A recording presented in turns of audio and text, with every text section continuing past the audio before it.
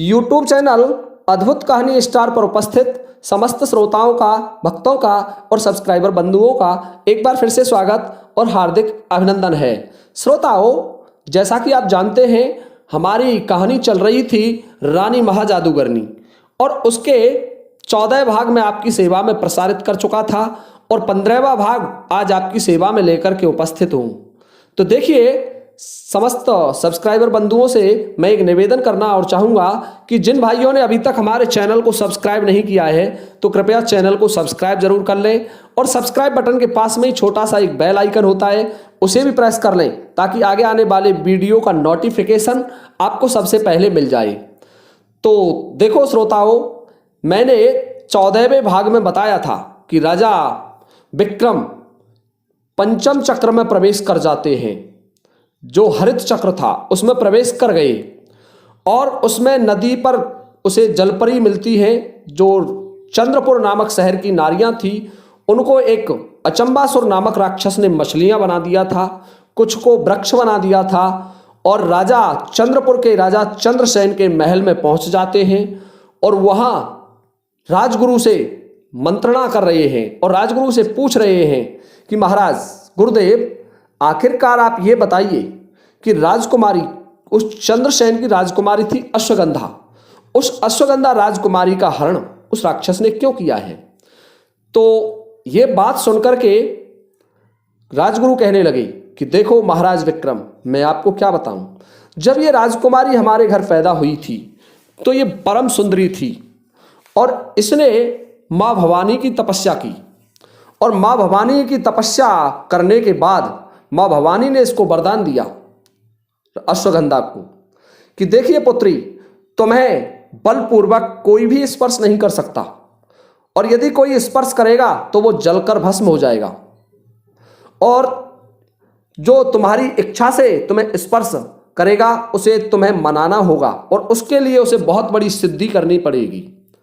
तो ये राजकुमारी हमारी बड़ी स्वतंत्र रूप से रहती थी और इस राक्षस की नज़र, अचंबासुर की, हमारी उस राजकुमारी अश्वगंधा पर थी। तो महाराज, उस दुष्ट राक्षस ने राजकुमारी का हरण करने के लिए एक अदृश्य पिंजरा बनवाया और राजकुमारी के ऊपर वो पिंजरा ढक दिया और राजकुमारी को उस पिंजरे में कैद करके पिंजरा को उठा करके ले गया। उसने राजकुमारी के शरीर को स्पर्श नहीं किया। तो ये बात सुनकर के राजा विक्रम कहने लगे कि तब तक कोई डर वाली बात नहीं है, जब वो राजकुमारी को स्पर्श ही नहीं कर सकता तो उसने उसका हरण क्यों किया है? तो राजपुरोहित कहने लगे कि राजन, ध्यान से सुनो, वो अचंबासुर समस्त मायावी विद्याओं का स्वामी है, वो पिशाच राज है, पिशाचों का नरेश है, बड़ा आसुरी शक्तियों वाला है और वो अपनी तंत्र साधना में लगा हुआ है और आज उसकी अंतिम साधना है। यदि आज की साधना पूर्ण हो जाती है तो वो राजकुमारी का मन मोह लेगा और राजकुमारी उसे शादी करने के लिए राजी हो जाएगी। महाराज, केवल आज का वक्त ही बाकी है। ये बात सुनकर के राजा विक्रम महाराज चंद्रसेन से कहने लगे कि महाराज, मुझे ये बताइए आप कि किधर है उस अचंबासुर का किला, वो कहाँ रहता है?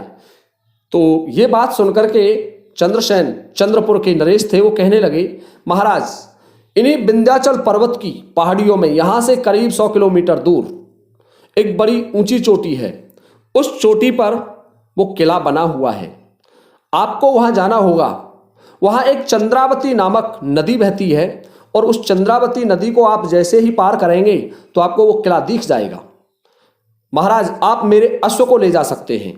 तो राजा विक्रम चंद्रसेन से एक अश्व लेते हैं और उस अश्व पर सवार होकर के चल देते हैं उस पैशाचिक किले के पास, जो पिशाचों का बनाया हुआ था और उसमें अचंबासुर नामक राक्षस रहा करता था, दैत्य रहा करता था। महाराज विक्रम को कुछ आगे चलने पर चंद्रावती नदी मिलती है। महाराज अपने अश्व को नदी के इसी पार छोड़ देते हैं और एक नौका में सवार होकर के दूसरी तरफ उतर जाते हैं। दूसरी तरफ जैसे ही महाराज विक्रम पहुंचते हैं तो उन्हें वो पर्वत का शिखर दिखाई दे जाता है जिस पर एक विशाल किला खंडर दिखाई दे रहा था, जो खंडर के रूप में था लेकिन बड़ा विशाल था। महाराज विक्रम हिम्मत करते हुए चल देते हैं उस शिखर की तरफ और जैसे ही उस शिखर की तरफ बढ़ने लगे, उसकी सीमा में पहुंचे, तो कुछ राक्षसों ने महाराज पर तीर बरसाना आरंभ कर दिया और महाराज को खाने के लिए दौड़ने लगी। महाराज ने देखा कि ये राक्षस मुझे यहीं रोक लेंगे और मैं इनकी वजह से राजकुमारी को भी नहीं बचा पाऊंगा। तो महाराज ने भगवान शिव का अदृश्य होने वाला एक झंडा था, वो अपने सिर पर धारण कर लिया और जैसे ही झंडा धारण किया तो महाराज विक्रम अदृश्य हो गए। अब वो राक्षस आए और चारों तरफ देखते बड़ी तीक्ष्ण दृष्टियों से घूरने लगे, परंतु उन्हें राजा विक्रम दिखाई नहीं दिए और महाराज धीरे धीरे उस शिखर की चोटी पर चढ़ गए। शिखर की चोटी पर पहुंचने के बाद महाराज ने देखा कि उस शिखर की चोटी और किले के बीच में एक विशाल खाई है। शायद वो किले की सुरक्षा के लिए बनाई गई थी और उस पर निकलने के लिए केवल एक लकड़ियों का बना हुआ तख्ता था जिस पर से निकलना था। तो महाराज ने जैसे ही उस लकड़ियों के पुल पर अपना पैर रखा तो उसमें से ज्वाला प्रकट हो गई, अग्नि प्रकट हो गई। महाराज अब तो पीछे हट गए, परंतु महाराज को याद आया कि उनके पास एक कमल पुष्प है जो इंद्र के अप्सरा ने मुझे प्रदान किया था। तो उस पुष्प को महाराज ने उस लकड़ी के तख्ते पर रख दिया, दिव्य था, और जैसे ही रखा तो वो अग्नि शांत हो गई। अग्नि शांत हो गई तो महाराज उस किले के अंदर प्रवेश कर गए और गलियारे में घूमते हुए महाराज एक से दूसरे गलियारे में प्रवेश करते हुए एक विशाल कक्ष में पहुंच गए जहां एक पिशाच राज की प्रतिमा बनी हुई थी और उस प्रतिमा के आगे राक्षस अचंबासुर अपनी तंत्र विद्या की साधना कर रहा था और वहीं पिंजड़ा में कैद एक स्वर्ण के समान सुंदर राजकुमारी अश्वगंधा कैद थी, परंतु राजकुमारी मूर्छित अवस्था में थी। उस पर गुलाल का ढेर लगा हुआ था, उस पर सिंदूर, गुलाल और पूजा की सामग्री डली हुई थी। राजकुमारी ढक रही थी उस पूजा से। तो महाराज विक्रम समझ गए। महाराज विक्रम ने सोचा कि पहले मुझे इसकी पूजा भंग करनी चाहिए। वो दैत्य लगातार पूजा किए जा रहा था। तो महाराज ने उसकी जो सामग्री का थाल था अदृश्य होकर के चूनर, वो झंडा था भगवान शिव का, वो ओढ़ लिया और उस थाल को उठा करके किले से नीचे फेंक दिया। और जैसे ही अचंबासुर को ज्ञात हुआ कि उसका झंडा किसी ने फेंक दिया है, उसका थाल किसी ने फेंक दिया है, तो अचंबासुर क्रोधित हो उठा और वो इधर उधर क्रोध में घूरने लगा। महाराज विक्रम तो उसी क्षण की प्रतीक्षा में थे, उसकी वो साधना भंग करना चाहते थे। तो महाराज विक्रम ने अपना अदृश्य होने वाला जादुई भगवान शिव का झंडा हटा लिया और वो उसके सामने प्रकट हो गए। राक्षस कहने लगा, अरे मूर्ख मानव, तुम मेरे यहां कैसे आ गया? तुझे तेरी मृत्यु ले आई, मैं तुझे जीवित नहीं छोड़ूंगा। महाराज विक्रम कहने लगे, मूर्ख राक्षस, अब तेरा अंत समय आ गया है, क्योंकि महाराज तो उसकी साधना को भंग करना चाहते थे। राक्षस को उन्होंने द्वंद्व युद्ध के लिए ललकारा और दोनों में युद्ध आरंभ हो गया। महाराज विक्रम भी 16 युद्ध कलाओं में निपुण थे। उन्होंने अपनी समस्त कलाओं का प्रयोग किया, परंतु राक्षस बड़ा मायावी था। राजा विक्रम जैसे ही अपने यक्ष की दी हुई कटार का वार करते तो वो राक्षस अदृश्य हो जाता। अब तो राजा विक्रम भी बड़े परेशान थे, परंतु उन्हें याद आया। उन्होंने तुरंत भगवान शिव का दिया हुआ झंडा अपने सिर पर धारण कर लिया और धारण किया तो यक्ष पिशाच राज अचंबासुर बड़ी तिरछी नजरों से घूरने लगा। उसे कहीं दिखाई नहीं दे रहे थे राजन महाराज विक्रम। उसी समय का इंतजार था महाराज विक्रम को। महाराज विक्रम ने वो जंजीर दी थी एक यक्ष ने, उस जंजीर को उसके ऊपर फेंक दिया और अचंबासुर उस जंजीर में बंध गए। और महाराज विक्रम ने प्रकट होकर के झंडा हटाया, भगवान शिवकार प्रकट हो गए और यक्ष की दी हुई कटार उनके सीने में आर पार कर दी और दैत्य पिशाच राज अचंबासुर ढेर हो गया। और जैसे ही अचंबासुर की मृत्यु हुई तो वो किला चारों ओर से भरभरा कर गिरने लगा। राजा विक्रम घबरा गए। उन्होंने जल्दी से वो पिंजरा उठाया और पिंजरा उठा करके किले से बाहर भागने लगे, परंतु उस अंधड़ में फंस गए। चारों तरफ से दीवारें गिरने लगी और महाराज विक्रम ने उस पिंजरे को अपने शरीर से ढक लिया। कुछ ही समय बाद देखा तो ना वहां किला था और ना वहां कोई दीवार थी, ना पर्वत था। महाराज विक्रम एक समतल पृथ्वी पर खड़े थे। महाराज समझ गए कि ये उस पिशाच राज अचंबासुर की माया थी, उसी की जादुई विद्या थी। महाराज विक्रम ने तुरंत राजकुमारी अश्वगंधा को उससे बाहर निकाला पिंजड़े से और देखा तो बेहोश थी। राजा घबरा रहे थे। उन्होंने उसकी नब्ज टटोली तो नब्ज चल रही थी।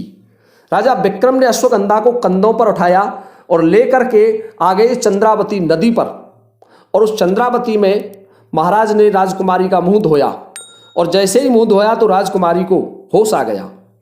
राजकुमारी को लेकर के महाराजा विक्रम चंद्रपुर में आ जाते हैं, और चंद्रपुर में इधर तो महाराज विक्रम आ जाते हैं, उधर चकवा चकवी आपस में बात कर रहे हैं। चकवी घबराने लगी, कहने लगी कि चकवा, हमें बहुत समय हो गया इंतजार करते करते, राजा विक्रम नहीं लौटे, 3 दिन का समय लग गया इस चक्र में, क्या कारण है? कहीं महाराज विक्रम उस चक्र में फंस तो नहीं गए, और यदि चक्र में फंस जाएंगे तो क्या होगा? चकवा कहने लगे, चकवी, तब तो महाराज को उसी जादुई चक्र के अंदर ही रहना पड़ेगा, परंतु ऐसा हो नहीं सकता, क्योंकि भगवान शिव का वरदान है महाराज विक्रम को, वो कभी झूठा नहीं जा सकता, इसलिए आप निश्चिंत रहें।